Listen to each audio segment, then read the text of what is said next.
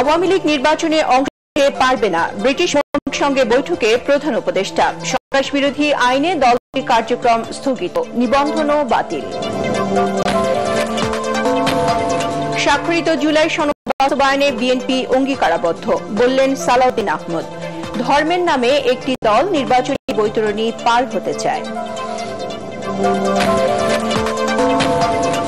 অন্তর্বর্তী সরকারের পক্ষে সুষ্ঠু নির্বাচন করা সম্ভব নয়, বলছে জামাত। 3 উপদেষ্টার পদত্যাগ দাবি। জুলাই সনদের অস্পষ্টতা দূর করার আহ্বান এনসিপির। কম বেশি সব পক্ষকে খুশি করে জুলাই সনদের আদেশ জারি করেছে অন্তর্বর্তী সরকার, মন্তব্য রাজনৈতিক বিশ্লেষকদের।